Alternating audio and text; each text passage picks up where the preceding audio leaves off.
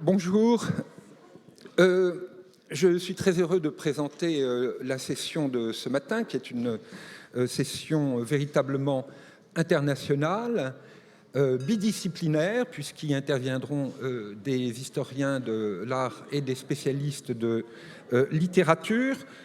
Le programme de la matinée connaît quelques modifications. Tous les participants prévus seront présents, bien évidemment, mais vous savez que 2 ou 3 millimètres de neige à Paris suffisent à paralyser la ville.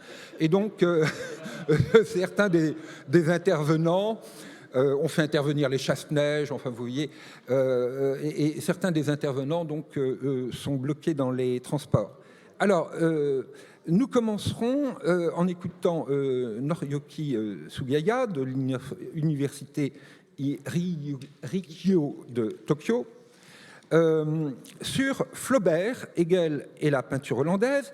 Puis ensuite, nous écouterons Madame Kayoko Kashiwagi de l'université de Kyoto, l'université d'art de Kyoto. Je présenterai sa communication. Nous ferons une pause et nous recommencerons après la pause avec la communication de Ségolène Lemaine. Alors, Noriyuki Sugaya était également présent au colloque qui s'est tenu aux Archives nationales au mois de juin. Tous les spécialistes de Flaubert le connaissent pour ses travaux.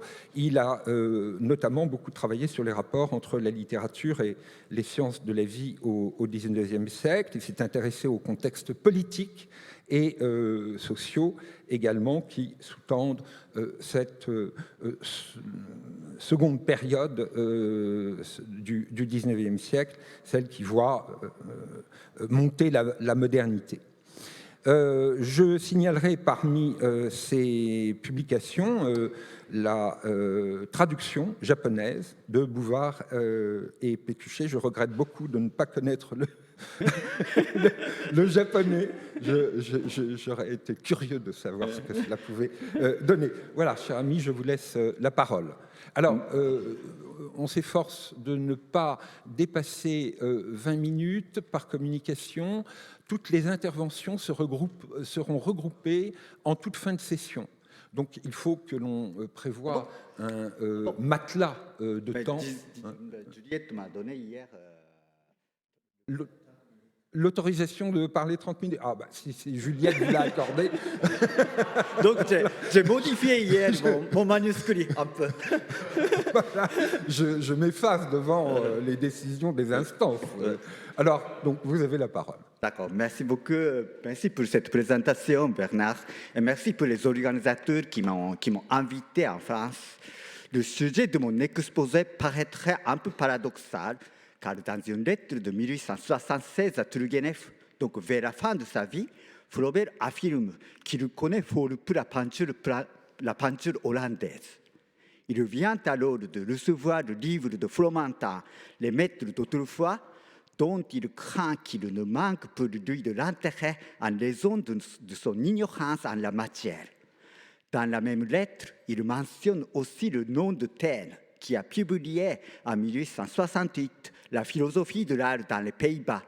Il est significatif que cet ouvrage soit dédié à Gustave Flaubert. Taine n'explique pas d'où vient cette idée de dédicace, mais on peut supposer qu'il a dû trouver une certaine affinité entre l'art hollandais et l'œuvre romanesque de son ami, qui manifeste pourtant peu d'intérêt pour cet art. Il est vrai que la peinture des Pays-Bas, sauf Rembrandt, n'a jamais suscité l'enthousiasme de Flaubert. Ici, on pourrait s'attarder sur les raisons de cette indifférence, mais faute de temps, j'allègue brièvement 3 facteurs.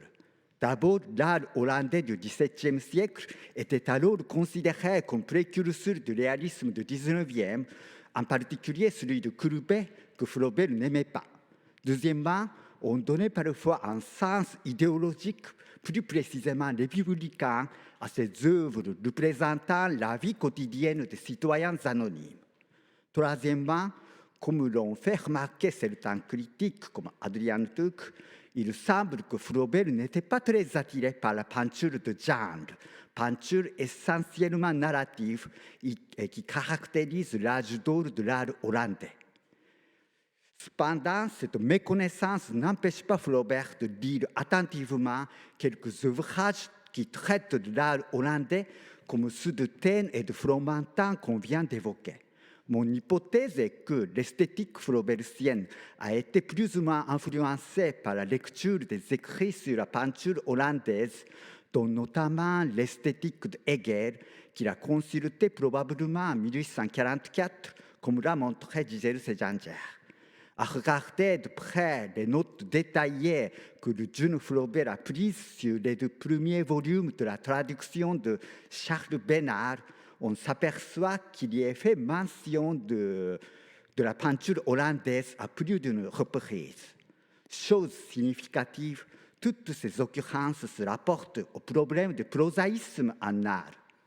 Pour la pensée hegelienne, comme vous le savez tous, l'histoire de l'art passe par trois phases. D'abord, celle de la forme symbolique où l'idée se cherche sans y arriver.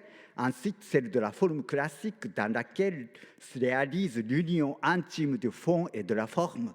Et enfin, celle de la forme romantique qui est précisément l'état de l'art dans le monde moderne.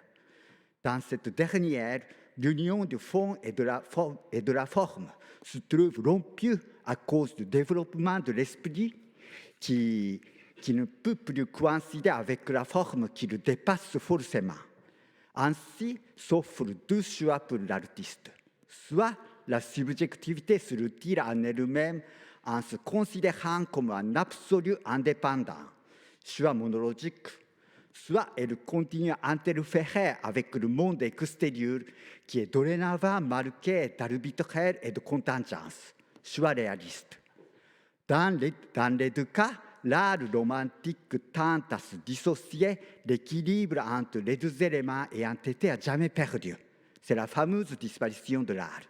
Hegel a donné cependant quelques hautes réalisations artistiques qui résistent à cette usure historique du beau. Entre autres, la peinture hollandaise constitue un exemple remarquable en ce sens qu'elle fait de la trivialité quotidienne le fond principal de sa représentation. Voyons maintenant les notes de Flaubert sur Hegel. Le premier extrait est tiré de la section portant sur le rapport de l'idéal avec la nature. Il s'agit de savoir si la représentation de beau est compatible avec l'imitation de la nature, la mimésis. Et pour poser cette vieille question, Hegel se demande, l'art est-il poésie ou prose? Il invoque alors l'art hollandais pour illustrer la part que peut jouer la prose du monde dans l'art. Je lis la note de Flaubert. Le fond peut être emprunté à la vie commune ou complètement indifférent. Peinture hollandaise. En outre de ce que l'art rend aux objets une valeur qu'ils n'ont pas, il les idéalise encore sur le rapport du temps en fixant pour la durée ce qui dans la nature est mobile et passager. Selon Hegel, l'art, par le seul fait de reproduire la réalité prosaïque, l'élève à la première forme de l'idéalité. Cela est particulièrement net à propos du temps, comme en témoignent les exemples cités par le philosophe. C'est le texte de Hegel. Ainsi, un sourire qui s'efface à l'instant, un rayon de lumière qui s'éclipse, les traits fugitifs de l'esprit dans la vie humaine sont enlevés à la réalité momentanée et deviennent autant de créations de l'esprit. L'artiste confère à l'éphémère une sorte d'éternité. De même, c'est le travail de l'art qui rend possible la dialectique du particulier et du général, fondamentale pour toute traduction artistique. La seconde note, ce qui existe dans la nature est quelque chose de purement individuel et de particulier. La représentation contraire est essentiellement destinée à manifester le général. L'œuvre d'art n'est pas une simple représentation générale, mais cette idée incarnée, individualisée. L'art doit s'en sortir des limites de l'individualité vivante et sensible, laisser percer en lui-même ce caractère de généralité. Cette note qui suit la précédente évoque la condition qui assure à la représentation de prosaïque une qualité esthétique. C'est la tension entre l'individuel et le général qui permet au domaine de l'accidentel de se transcender vers celui de l'idéal.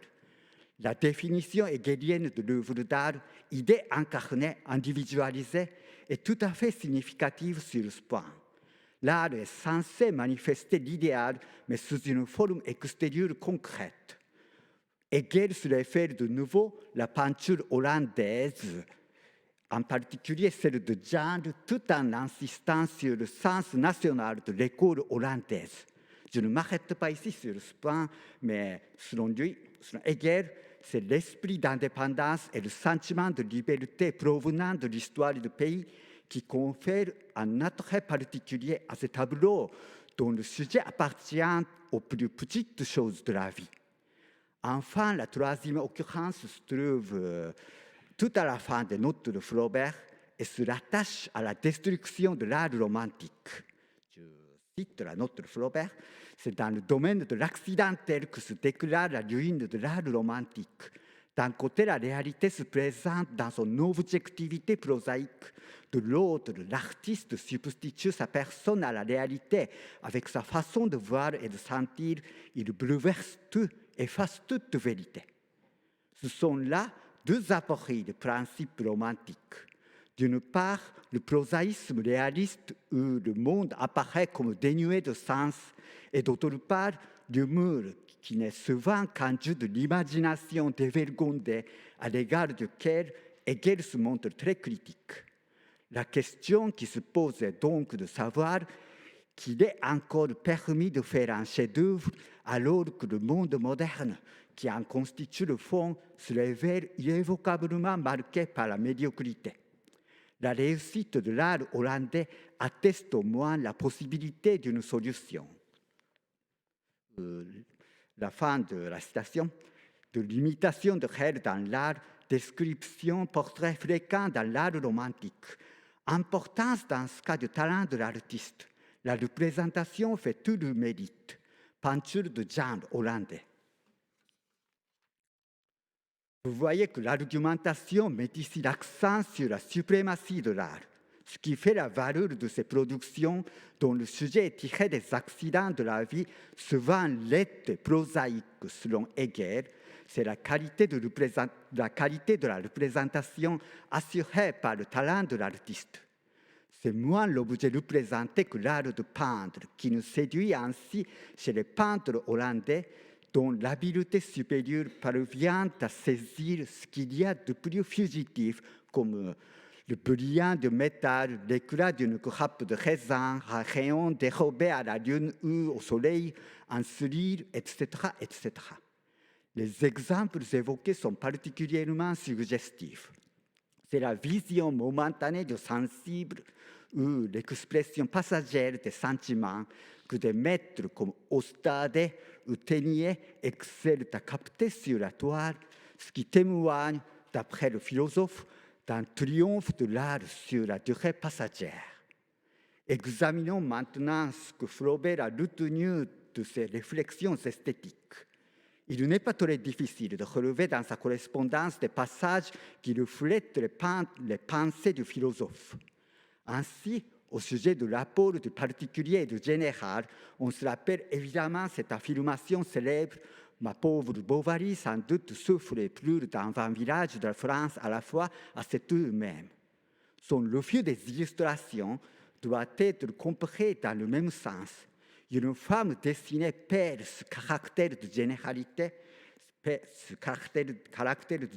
expression empruntée à Hegel, tandis qu'une femme écrite fait rêver à 1000 femmes. En ce qui concerne le prosaïsme, dès 1847, il disait que l'objet le plus trivial produit des inspirations sublimes. L'art n'est grand que parce qu'il grandit. Le verbe grandir, induit ici par l'adjectif grand, peut être pris pour le synonyme du terme hegelien idéalisé. Du coup, il est parfaitement légitime de mettre en style des sujets communs ce que l'écriture de Madame Bovary tente de prouver à sa façon, mais avec beaucoup de mal, face à la vulgarité de son sujet. Malgré tout, le romancier reste convaincu de la justesse de son projet et la raison qu'il allègue renvoie également à la logique hegelienne qui met en avant, comme on l'a vu, le pouvoir créateur du peintre hollandais. Le Flaubert prétend ainsi que tout est affaire de style et que l'on peut écrire n'importe quoi aussi bien que quoi que ce soit. Les œuvres d'art qu'il prône sont donc celles où l'art excède. J'aime dans la peinture, dans les vers, le vers. Ainsi s'élabore l'idée d'autonomie de l'œuvre, dont on trouve déjà une formulation assez rudimentaire chez Hegel. En effet, toujours à propos de la peinture hollandaise, le philosophe va jusqu'à comparer les couleurs au son en assimilant une musique visible, le tableau composé de couleurs et de lumière. Il cite par exemple le satin de Terboch, dont les traits de couleur, vus dans un certain éloignement, donnent l'illusion de peau et du reflet du tissu. Cette conception de l'œuvre picturale comme apparence colorée, c'est l'expression hegelienne, on peut sans doute la rapprocher de ce que dit Flaubert dans le mur de l'Acropole. L'effet de beauté que produit ce mur tenu réside, selon lui, dans la précision des assemblages, la rareté des éléments, le poli de la surface, l'harmonie de l'ensemble. Cette vertu intrinsèque dont l'écrivain parle en platonicien l'appelle pour l'hegelianisme, d'autant plus que désormais c'est la prose romanesque définie par Hegel comme l'épopée bourgeoise qui s'imposera comme une forme privilégiée de la littérature moderne.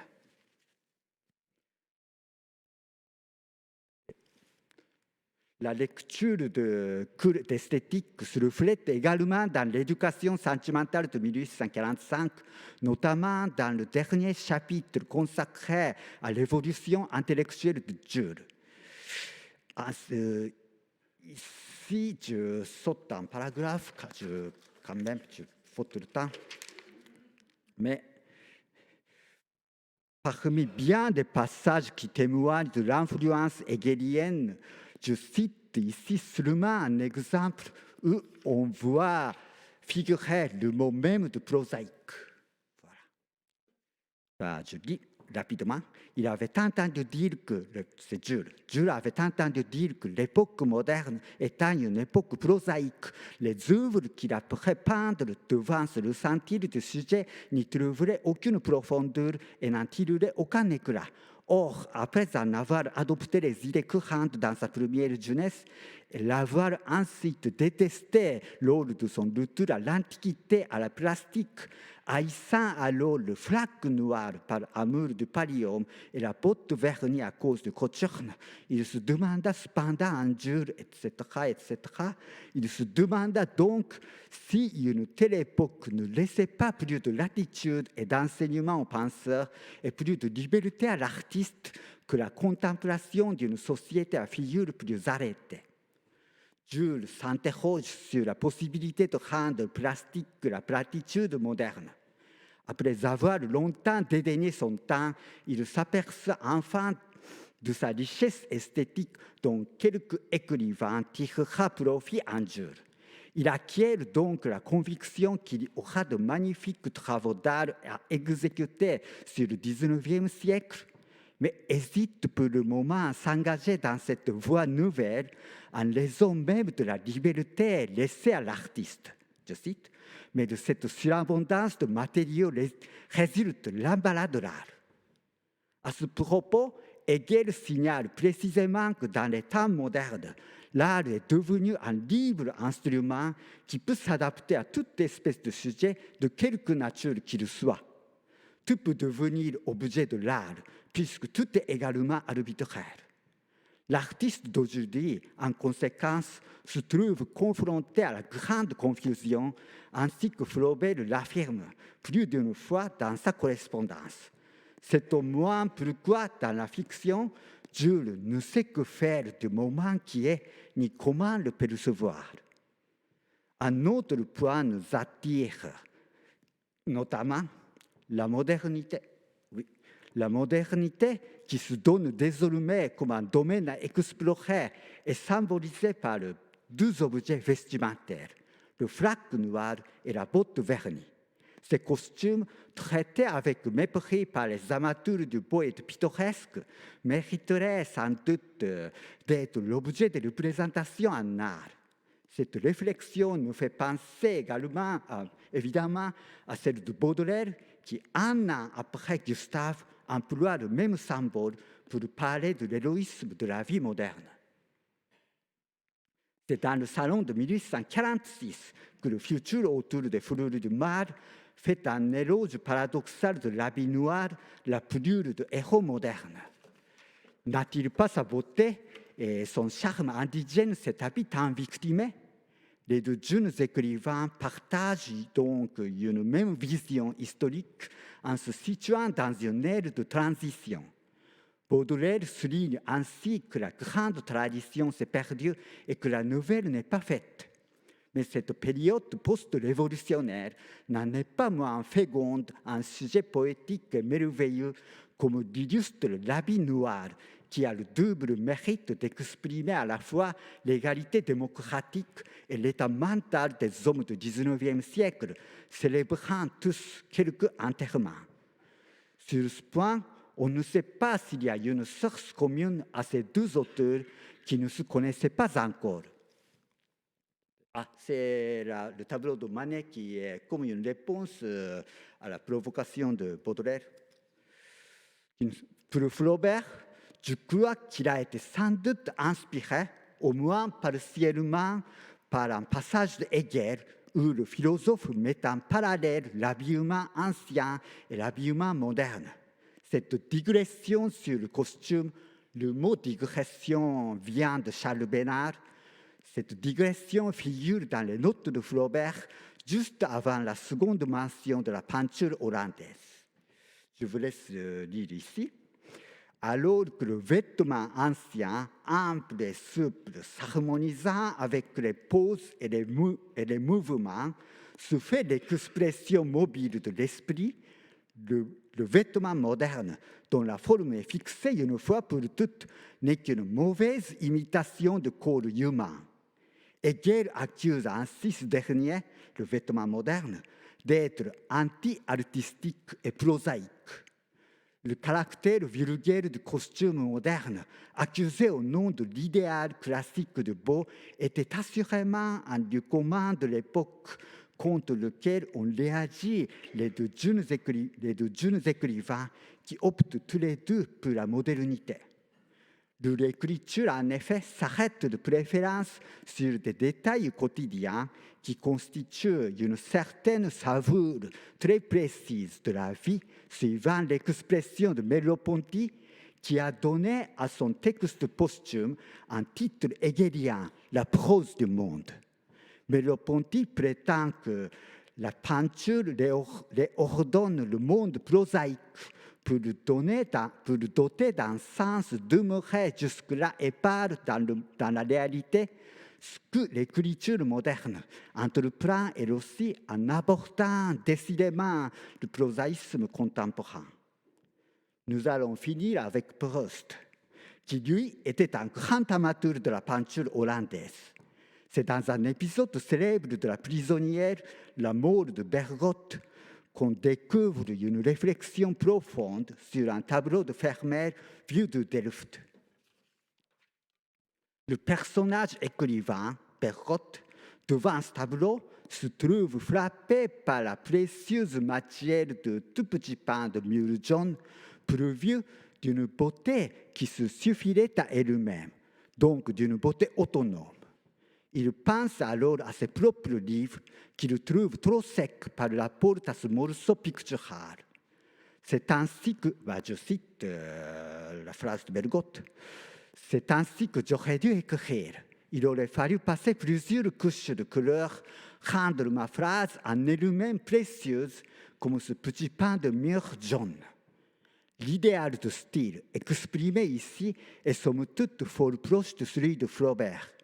D'abord, ce petit pain de mûre dont la beauté ne dépend pas du sujet évoque pour nous le mur de l'Acropole présenté par Flaubert comme modèle de l'autonomie de l'œuvre. Ensuite, la nécessité de peindre plusieurs couches successives rappelle la pratique flaubertienne de la réécriture à laquelle Proust n'était pas lui-même indifférent.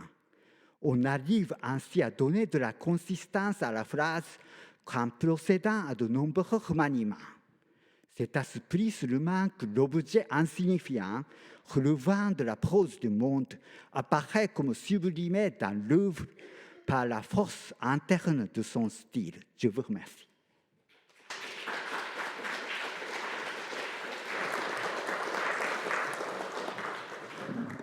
Merci beaucoup, Norioki. Nous remettons donc à la fin de la matinée les questions qui seront très certainement nombreuses. Il y a un fil rouge incontestablement qui va traverser cette matinée. Alors nous allons passer maintenant à la communication suivante. Est-ce que Madame Kayoko Kashiwagi est là? Oui, très bien. Parfait. Alors, Kayoko Kashiwagi est professeure émérite à l'Université des Arts de Kyoto. Ça, c'est ma traduction. Très bien. Alors, je vais pouvoir la montrer. Elle est spécialiste de la théâtralité dans les œuvres de Flaubert et de l'influence du théâtre japonais en France. Elle a collaboré au catalogue de l'exposition sur le japonisme en 2018-2019 et elle a traduit récemment 2 essais de Jeanne Bem sur Flaubert qui ont été publiés au Japon et, en 2016 et 2022 et qui ont été recueillis dans ce volume que je vous présente.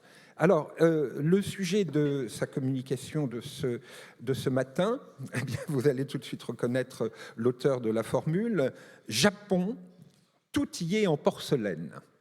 Voilà, vous avez la parole. Merci beaucoup de votre présentation.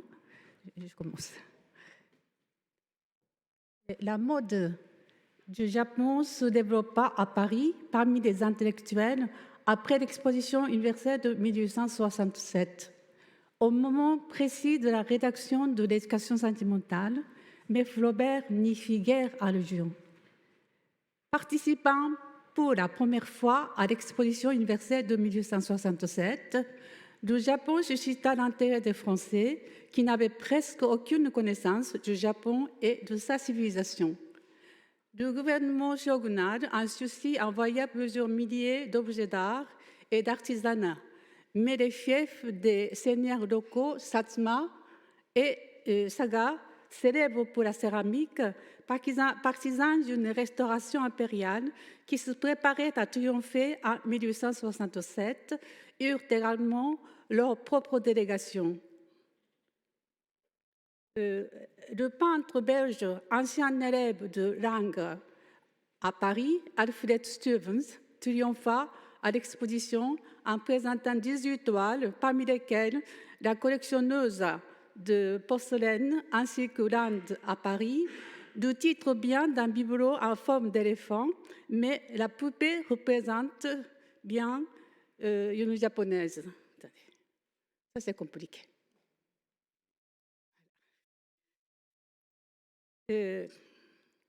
L'architecte Alfred Chapon, dessinant le pavillon japonais du Champ de Mars, confondit le Japon et la Chine et plaça la délégation japonaise sous un cartouche Chine. Le dictionnaire des idées reçues de Flaubert était mieux informé puisque le Japon y est défini subtilement, tout y étant porcelaine. Rappelons une scène de Madame Bovary dans le chapitre 6 de la première partie, une assiette historiée en faïence de Rouen représentant Mademoiselle de la Barrière décide de la vie d'Emma. La faïence fit l'objet d'une véritable industrie à Rouen du début du XVIe siècle à la fin du XVIIIe siècle. La production s'en éteignit définitivement vers 1855. Dans l'éducation sentimentale, la céramique joue un rôle plus important à travers le personnage et l'activité de M. Arnoux. Dans le fond de la boutique parisienne d'Arnoux, l'art industriel, Frédéric trouve deux bahuts chargés de porcelaine. Puis voici Arnoux, marchand de faïence. Il s'installe à Montataire en plaçant sa manufacture le plus près possible de celle de Creil, fondée en 1797, qui se développa après la fusion avec la faïencerie de Montereau en 1840 sous l'estampille Creil et Montereau. Or, le premier nom introduit au début de l'éducation sentimentale est justement celui de bateau, la ville de Montereau, comme Frédéric fait plusieurs voyages de Paris à Montereau et que le personnage d'Arnoux montre un grand intérêt pour la céramique, un parallèle inattendu et présent surgit à nos yeux entre l'art de céramique et le développement du roman. À la fin du roman, Madame Arnoux devient, pour Madame d'Ambreuse, la femme de faïencier. Au jour de la vente aux enchères des Arnoux, des tessons de porcelaine, épaves d'une vie, s'offrent à la vue de Frédéric. Cette ville de Montereau, du premier chapitre, mérite peut-être d'enrichir notre compréhension de ce dieu stratégique.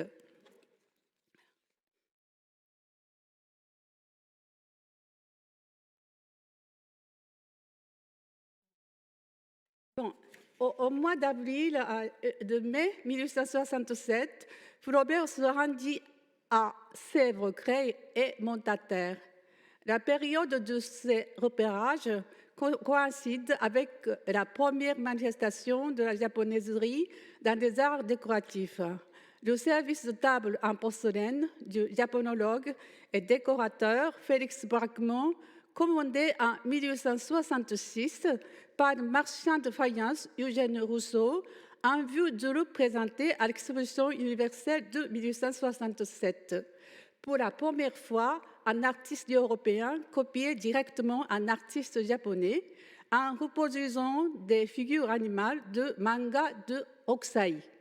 La commande des 200 pièces fut passée à Manufacture de faïence Creil et Montereau sur la raison sociale Le Boeuf, Midier et compagnie. C'est précisément l'importance de cette manufacture qui étonna grandement Frédéric.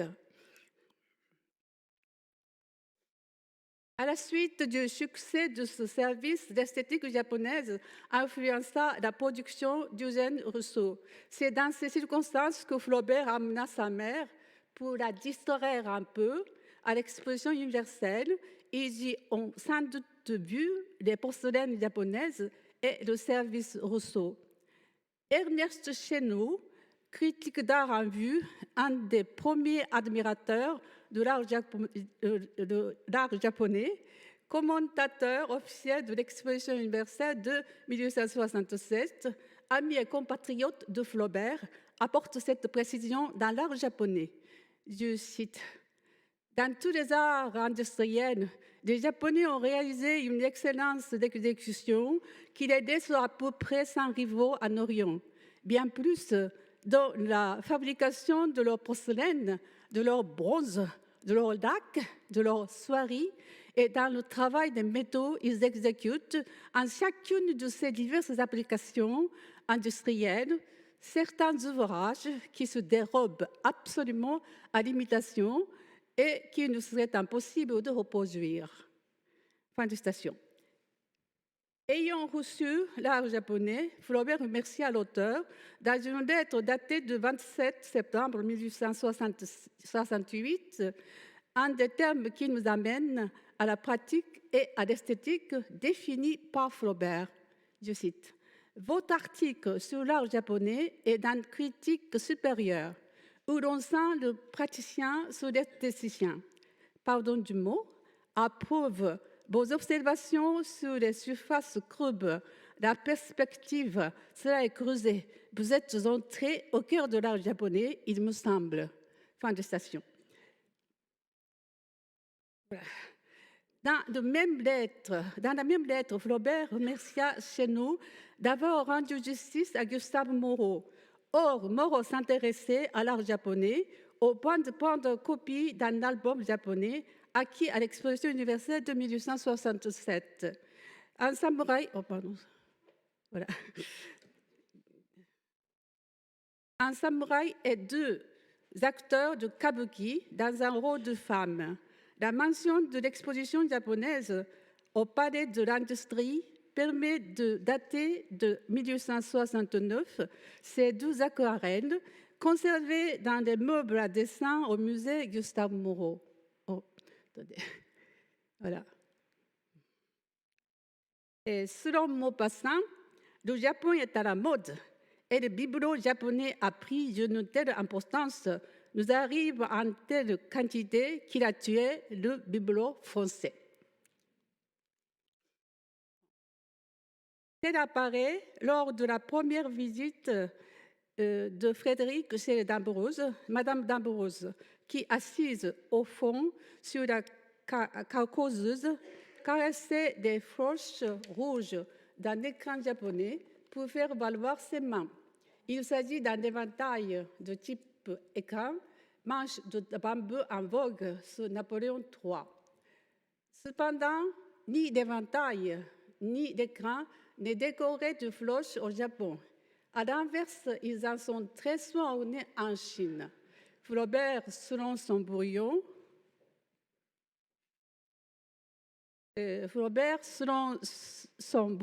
hésita effectivement à qualifier l'écran de japonais.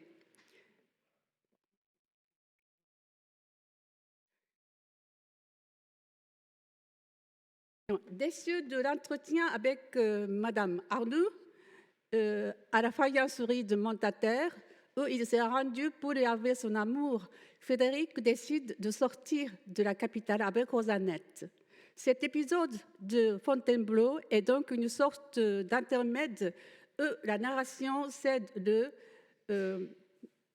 pas à la description. Mais comment pourrait-on exprimer un tel arrêt dans l'histoire des personnages? Nous proposerons un regard japonisant sur ce passage énigmatique qui en fera un lieu central où se dévoile la vision fleurystienne des mystères cachés. Voyons-en quelques aspects.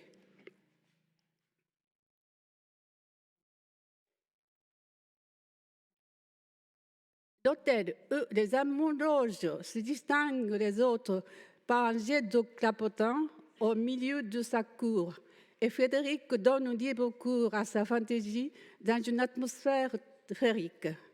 Je cite, il semblait venir en écho des aladies poussées dans des trompes d'ivoire et des ballets mythologiques assemblant sur le feuillage des princesses et des seigneurs travestis en nymphes et en sylvains. Fin de citation. Et le brouillon est différent. Je cite, il venait comme des échos des grandes chasses royales et des ballets mythologiques où les seigneurs et les princesses se déguisaient en nymphes et en sylvains au son des hautbois. Fin de citation. Des termes qui évoquent des fêtes galantes de bateaux, chasse royale, hautbois déguisés disparaissent au profit des trompes d'ivoire sur le feuillage travesti dans la version définitive qui devient plus mystérieuse. Après cette modification réussie, des nymphes et des sylvains correspondent curieusement aux fameux dessins de manga de Hokusai, le fantôme et la sorcière de la montagne, que Sir Rutherford Alcock, nommé consul général à Edo en 1858, présentant dans The Capital of the Tycoon, paru en 1863.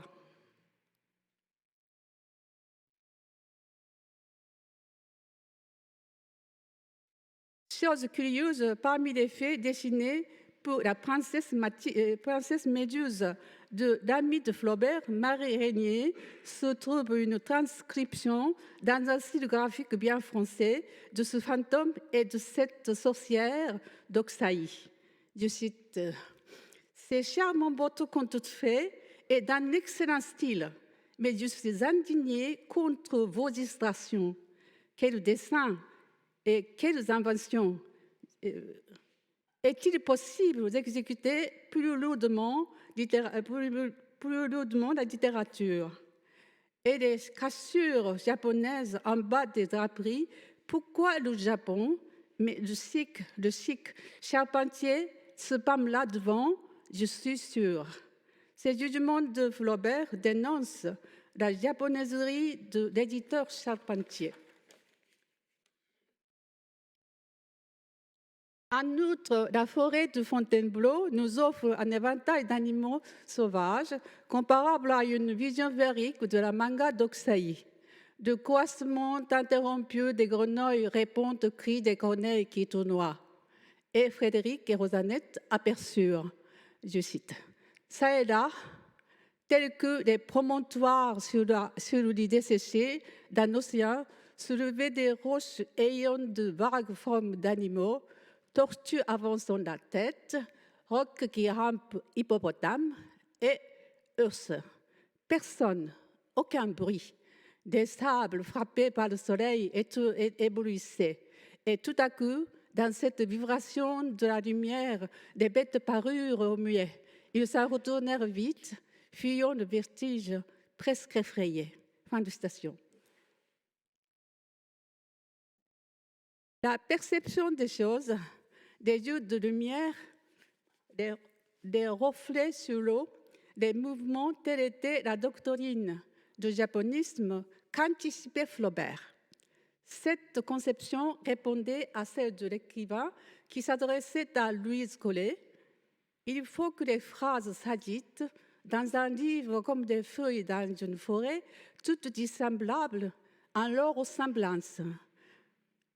Dans la sensibilité japonaise à certains animaux arrivait alors en France grâce aux études de Chenou, dans des perspectives tantôt réalistes, tantôt fantastiques d'Oxaï.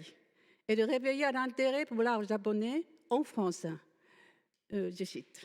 Il y a là tel tigre que Géricault, Delacroix ou Barry seraient fiers de signer. D'ailleurs, la science prodigieuse et la fécondité d'invention d'Oxaï et en général de tous les artistes japonais se révèlent dans la façon tout à fait magistrale avec laquelle ils créent le monstre. Fin de citation. Or, Flaubert critique les frères Goncourt, les premiers à s'intéresser réellement à l'art japonais pour la longueur de la scène de Fontainebleau dans Manette Salomon. Je cite, « Manette Salomon m'a occupé toute la journée. J'en suis ahuri, ébloui, bourré, les yeux me piquent. Donc, je vous expectore mon sentiment sans la moindre préparation. Je me suis moins amusée au commencement du second volume. Fontainebleau m'a semblé un peu long. » Fin de citation. Flaubert raccourcit donc la scène de la forêt dans l'éducation sentimentale, mais il laissa un indice qui nous guide vers l'école de Barbizon, au bas Bréau, un des lieux préférés de la peinture pré-impressionniste en France. Un peintre en blouse bleue qui travaillait au pied d'un chêne avec sa boîte à couleurs sur les genoux est un bon représentant.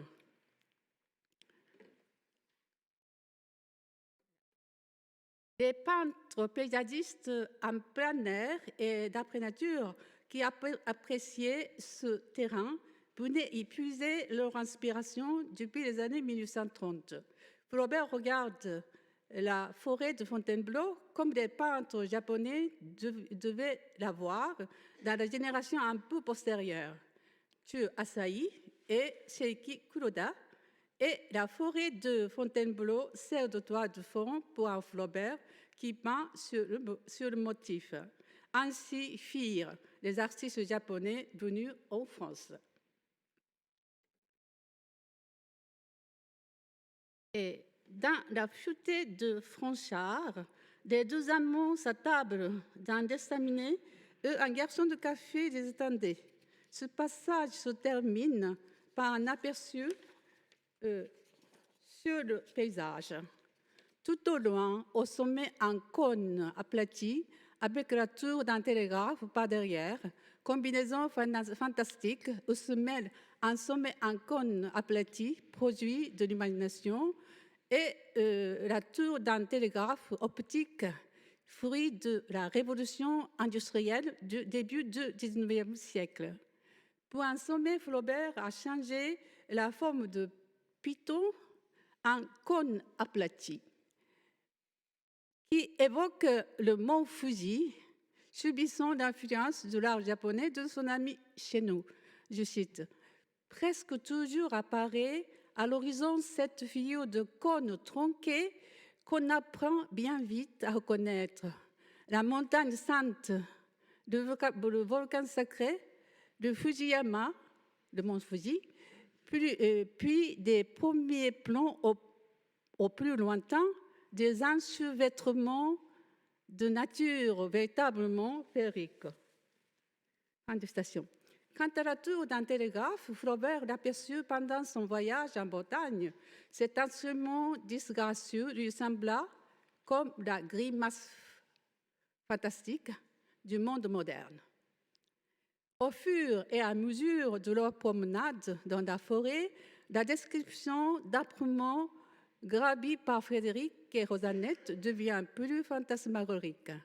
Je cite, « Mais tout en haut, la joie revint à Rosanette, en trouvant sous un toit de branchage une manière de cabaret où l'on vend des bois sculptés. » Fin de citation.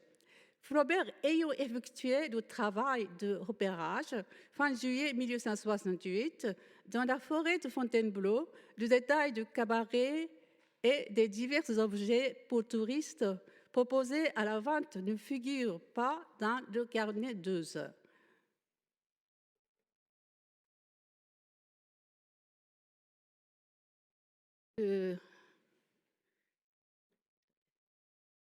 Mais les brouillons de ce passage assez long montrent que Flaubert hésita et remplaça finalement un toit de fougères sèches par un toit de branchage. Le toit de fougères étant en menuiserie un assemblage à brins de fougères où les lames de bois sont abattues en diagonale, renvoie au pavillon de thé japonais à l'exposition universelle de 1867.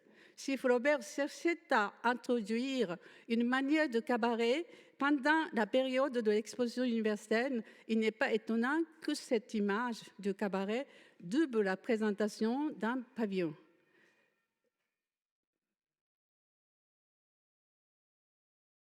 D'un pavillon japonais, construit tout en bois importé du Japon dans le parc du Champ de Mars.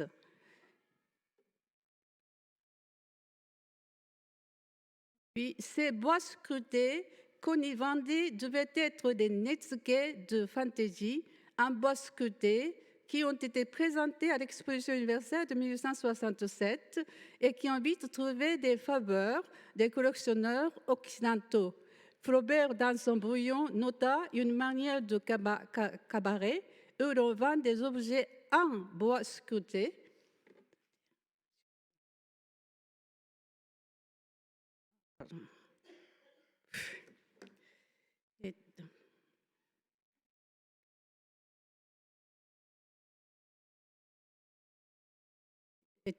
L'on vend des objets en bois sculpté en étant souligné par Flaubert lui-même.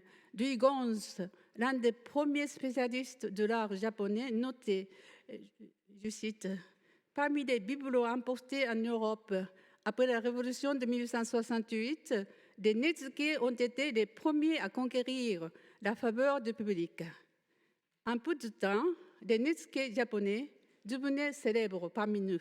Rien, en effet, n'est plus charmant, délicat et imprévu. C'est un monde d'infiniment petit, dont la variété dépasse ce que l'on peut imaginer. Fin de citation. Flaubert transforme à son habitude un vision imaginaire ce que ses yeux ont vu.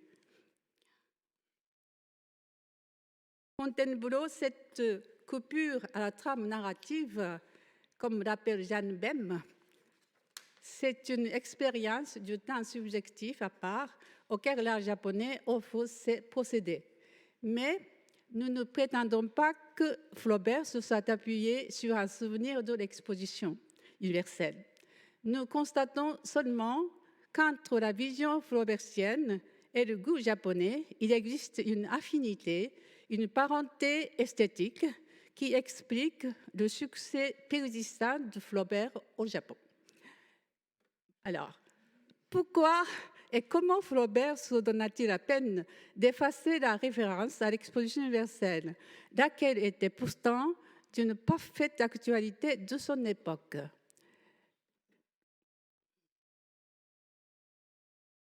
L'exposition s'ouvrit le 1er avril 1867, soit juste après le premier épilogue, la visite inattendue de Madame Arnould, vers la fin de mars 1867. Le second épilogue, avec Frédéric et Deslauriers au coin du feu, a lieu vers le commencement de cet hiver. Mais l'examen des manuscrits montre que Flaubert a hésité sur la saison automne-hiver, en saison qui finit un cycle considéré à ses débuts. Le choix de Flaubert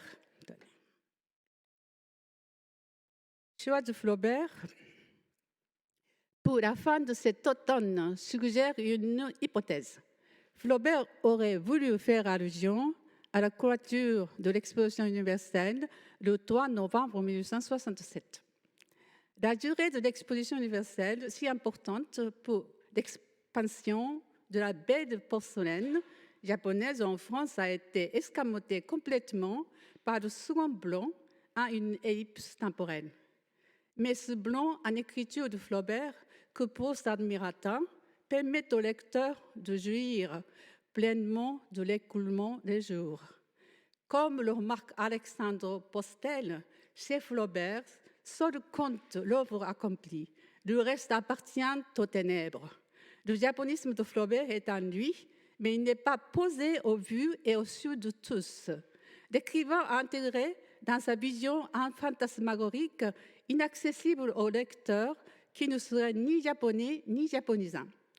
Bien que notre communication prenne quelques libertés avec les certitudes historiques, si l'empire du soleil levant pouvait éclairer un peu ces ténèbres flaubertiennes, ce serait pour nous la plus heureuse des récompenses. Nous vous remercions de votre attention.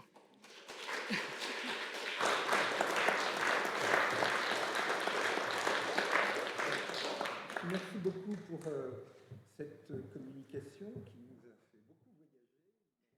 Il sera bien sûr question à la fin de la matinée, lorsque Oui. nous regrouperons. Merci beaucoup et je crois que le moment est venu de faire une pause. Nous avons un peu d'avance, mais ce n'est pas plus mal. Ça laissera de temps pour les échanges de la fin de la matinée. Donc une pause de 15 minutes est prévue.